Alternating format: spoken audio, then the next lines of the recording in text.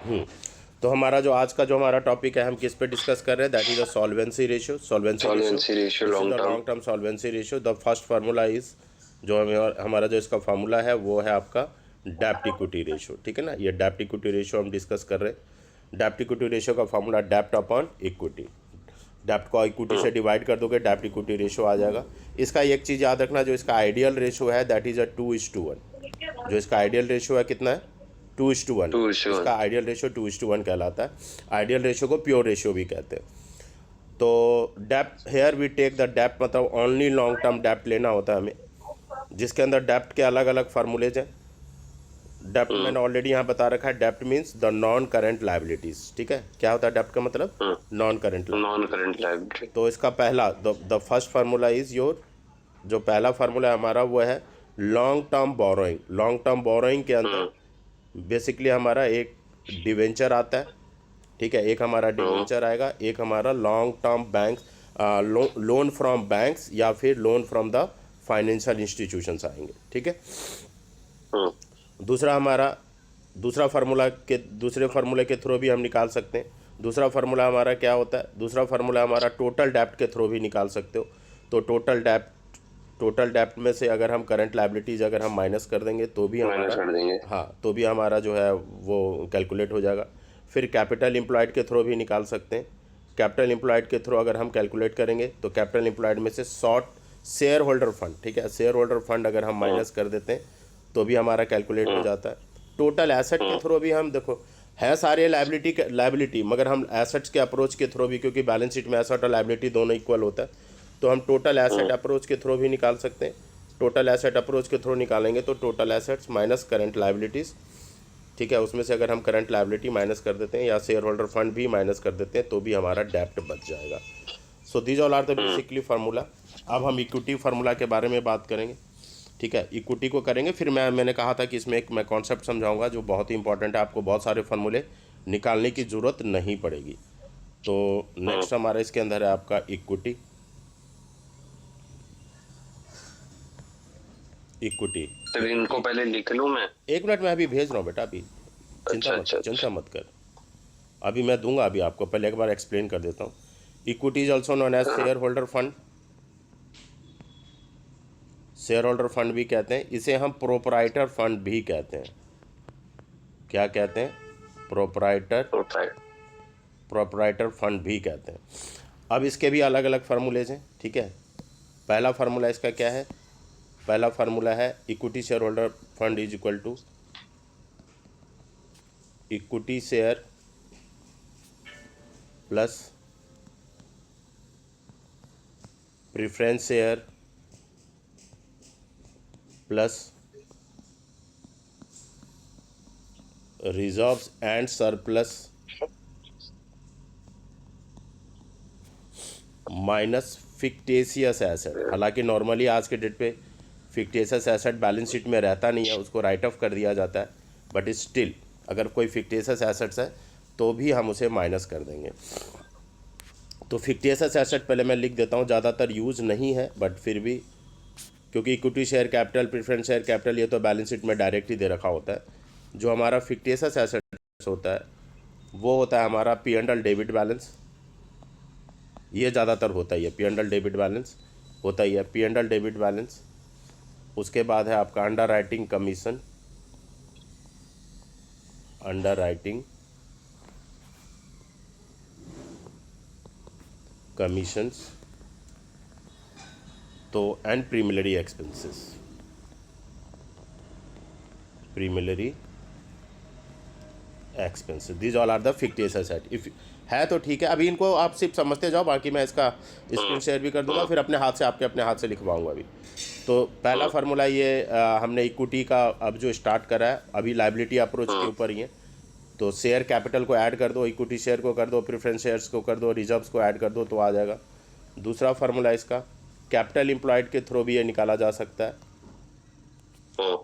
देखो, capital employed के through हमने डेप्ट भी निकाला है, तो ये बार बार ये कैपिटल एम्प्लॉयड क्या है ये कवर करेंगे हम। कैपिटल एम्प्लॉयड में से अगर हम डेप्ट माइनस कर देंगे, that is a non C L, non current liability, non current liability अगर माइनस करेंगे तब भी हमारा शेयर होल्डर फंड आ जाएगा। तीसरा फार्मूला टोटल लायबिलिटी के थ्रू भी निकाल सकते हो, टोटल लायबिलिटी माइनस टोटल डेप्ट। अभी मैं इतना फार्मूला लिख रहा हूँ, तुम देखोगे बोलेगा इतना है, बट मैं इसका एक शॉर्ट ट्रिक्स बताऊंगा, आप कवर कर लोगे। अच्छा जी, फिर टोटल डेप्ट क्या होता है ये भी पता होना चाहिए। टोटल डेप्ट में होता है, टोटल डेप्ट में होता है non CL plus CL. CL मतलब करंट लायबिलिटी और नॉन सीएल मतलब नॉन करंट लायबिलिटीज। ठीक है, तो ये टोटल लायबिलिटी के अप्रोच के थ्रू भी निकला है। जो चीज़ टोटल लायबिलिटी के थ्रू निकलता है वही टोटल एसेट्स के थ्रू भी निकलता है। तो टोटल एसेट्स के थ्रू भी निकलेगा हमारा same total asset minus total डेप्ट। दोनों में कोई फ़र्क नहीं होता क्योंकि बैलेंस शीट में एसेट एंड लायबिलिटी सेम होता है। तो इस तरीके से ये डिफरेंट फार्मूला हमने जो है इक्विटी के लिए या शेयर होल्डर फंड्स के लिए अभी हमने समझा। एक बार मैं आपको दोबारा से इन सबको एक बार रिकॉल कर देता हूँ। ठीक है, इक्विटी हमें निकालना है, सेकेंड हम है इक्विटी के ऊपर। Equity is also known as the share holder funds and the proprietor. आगे चल के प्रोप्राइटर फंड यूज है, इसलिए मैं यहाँ पे आपको प्रोप्राइटर फंड में लिख चुका हूँ।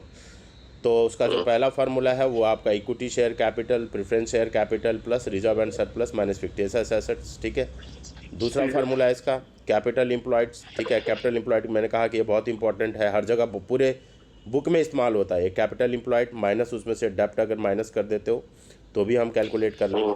टोटल लायबिलिटी अगर आपको दे रखा है उसके थ्रू भी आप कैलकुलेट कर सकते हो। टोटल लायबिलिटीज़ में से माइनस कर देंगे टोटल डेप्ट। ठीक है, टोटल डेप्ट भी ऑलरेडी डिस्कस, टोटल डेप्ट भी हमने डिस्कस कर लिया। टोटल डेप्ट क्या होता है, टोटल डेप्ट से हो गया तो टोटल एसेट से भी आप कैलकुलेट कर सकते हो। टोटल एसेट्स माइनस टोटल डेप्ट, अगेन जो लायबिलिटी के साथ होता है वही हम यहाँ पे करेंगे।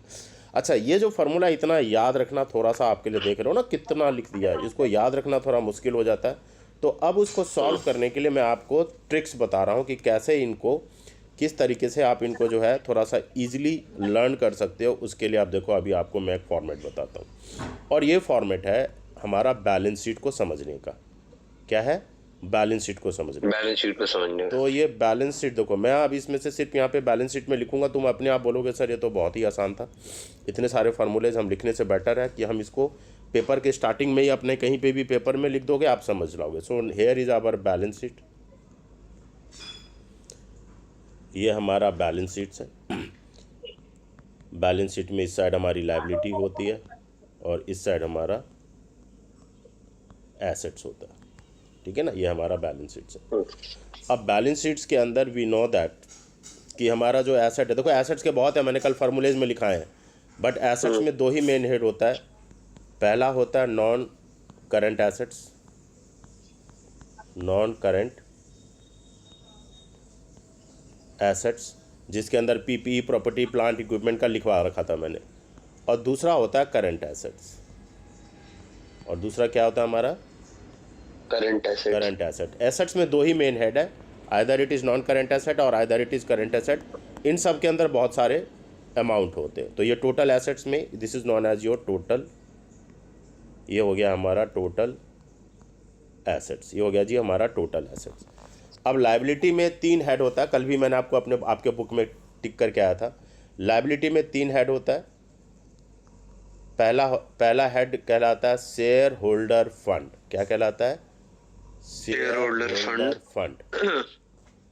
ठीक है, जिसके अंदर आता है शेयर एंड प्लस रिजर्व। अभी मैंने शेयर होल्डर फंड का यही फार्मूला लिखा है आपको। ठीक है ना, तो पहला हेड आता है शेयर होल्डर फंड।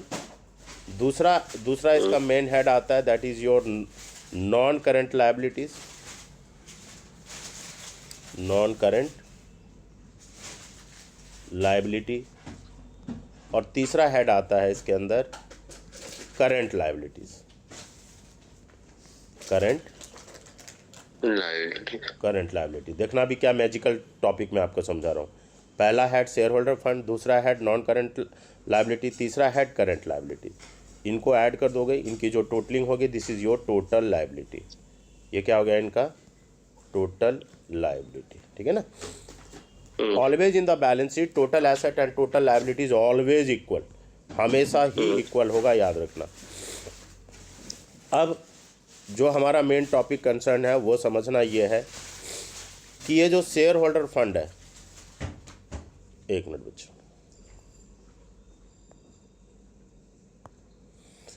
ये जो हमारा शेयर होल्डर फंड है और ये जो सेकेंड हैंड है, ये दोनों कैपिटल एम्प्लॉयड, ये कल ही सिखा के आया था। This is your capital employed. ये हमारा क्या है? कैपिटल, ये है हमारा कैपिटल एम्प्लॉयड, ठीक है ना, CE. This is basically CE है ये। और ये जो नॉन करंट लायबिलिटीज है एंड करंट लायबिलिटीज है इसको भी मैंने बोला था, दिस इज टोटल डेप्ट। क्या है ये? टोटल डेप्ट, ठीक है। ये हमारा जो है टोटल डेप्ट हो जाता है। ये जो दोनों ये दोनों मिक्स होके, ठीक है, ये वाला मिक्स होके दिस इज टोटल डेप्ट। ये हमारा टोटल डेप्ट है। और ये जो वाइट वाला है मैंने ऑलरेडी पहले से ही कर दिया है, वो हमारा जो है कैपिटल एम्प्लॉयड से, ठीक है ना।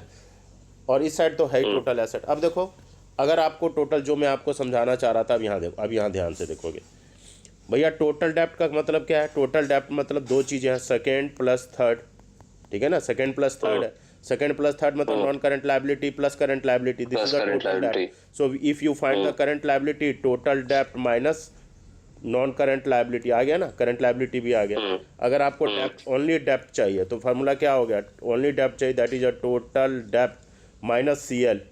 अभी अभी पीछे मैंने लिखा है, टोटल डेप्ट minus C L is also current liability. अगर आपको डेप्ट चाहिए, कैपिटल एम्प्लॉयड से भी निकाल सकते हो, ठीक है। कैपिटल एम्प्लॉयड में क्या होता है? दो चीज़ें ऐड होती हैं। डेप्ट ऐड होता है क्योंकि non current liability is only डेप्ट ऐड होता है और उसमें शेयर होल्डर फंड ऐड होता है।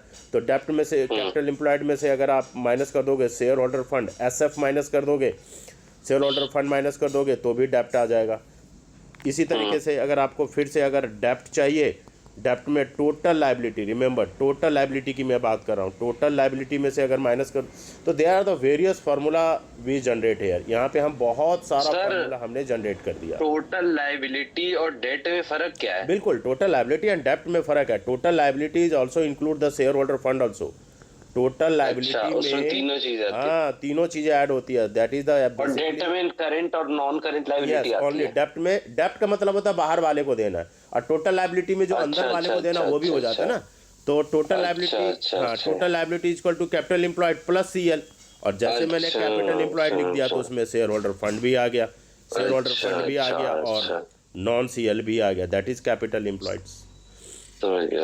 मतलब टोटल डेट का मतलब बाहर वाले के लिए और टोटल लायबिलिटी का मतलब शेयर होल्डर फंड भी इंक्लूड, वो भी तो लायबिलिटी है ना हमारा, शेयर होल्डर फंड भी तो हमारी लायबिलिटी है ना, बट वो हमारा इंटरनल है, एक्सटर्नल नहीं है। हम उसे डेप्ट नहीं बोल सकते, हम उसे डेप्ट नहीं बोल सकते। डेप्ट का मतलब होता है external liability. What is you mean by the dept? Dept means external liability, external liability only, external liability ही कहते हैं हम उसे। आगे बात समझ में बच्चे? और ये फार्मूला समझ में आएगा। देखा कितना मैजिकल फार्मूला है। मैंने आपको टोटल एसेट से यहाँ का कोई भी आइटम निकाल सकते हो, ठीक है। क्यों निकाल सकते हो? क्योंकि हमें पता है कि total asset and total liability is equal, total assets and total liability is equal. अगर आप यहाँ का आइटम दे रखा है तो यहाँ और यहाँ दोनों इक्वल होगा, तो यहाँ का कोई भी आइटम निकाल सकते हो। तो ये जो बैलेंस शीट है इसको माइंड पे सेट कर लो, बैलेंस शीट को माइंड पे सेट कर लो, दैट्स इट्स। ये जितने भी मैंने फार्मूले मैंने यहाँ पे लिखा है ना, सारा टोटल डेप्ट, कैपिटल एम्प्लॉयड, टोटल एसेट, सब कुछ इस बैलेंस शीट्स के अंदर से आपका कवर हो जाएगा। क्लियर है? क्लियर है। चलो।